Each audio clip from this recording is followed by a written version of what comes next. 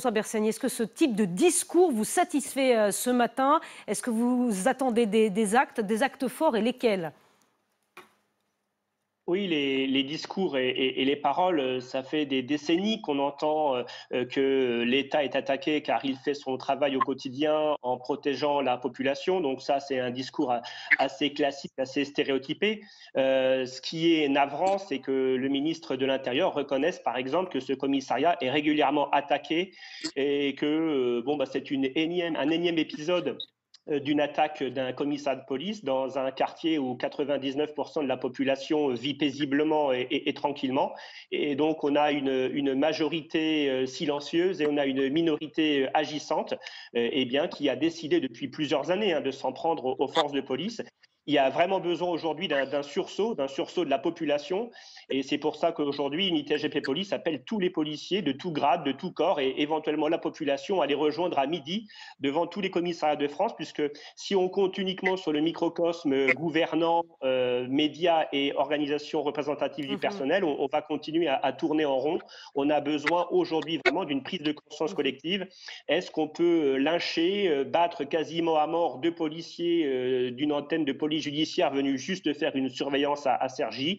Est-ce qu'on peut tenter de tuer des policiers en attaquant un commissariat à coups de boules de pétanque, de barres de fer et de jeux d'artifice?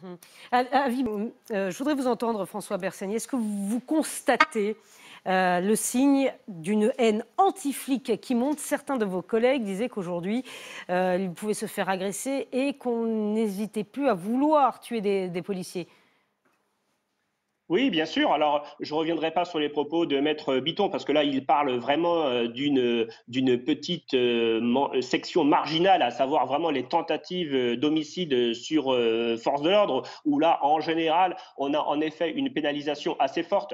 Mais ce que tous les policiers reprochent aujourd'hui à nos gouvernants, mais depuis des années, on met là dos à dos la gauche, la droite, le centre qui a gouverné, c'est que sur la délinquance du quotidien envers les policiers, envers tous les agents des services publics. On a vu aussi cet été le problème avec des maires ou des élus municipaux, en tout cas, attaqués. C'est que sur l'outrage, la rébellion, la violence quotidienne envers toutes ces personnes chargées de missions de service public, nous n'avons pas la répression qui s'impose. Nous n'avons pas de peine qui soit incompressible, par exemple. Nous avons des peines très souvent aménagées, très souvent des mesures alternatives aux poursuites. Pour répondre à votre question sur la volonté aujourd'hui d'en découdre avec des policiers, on l'a encore vu tout au long de cette année 2020, sur par exemple des refus d'obtempérer où certains de nos collègues sont décédés en service puisque des individus n'hésitaient pas à les traîner sur 50, 200, 500 mètres. Il y a aujourd'hui une volonté pour certains de régler leur compte avec la police nationale. Alors peut-être soit parce qu'en effet, elle fait son travail et elle gêne des trafics, mais pas seulement, parce qu'aujourd'hui, il y a aussi une guerre de territoire. La police est devenue dans beaucoup de quartiers, beaucoup de métropoles en province ou en Île-de-France, un ennemi. Un ennemi, c'est ce que vous dites, François Bersani. Merci beaucoup. Retrouvez toute notre actualité sur videopolice.com, la chaîne YouTube d'Unité SGP Police.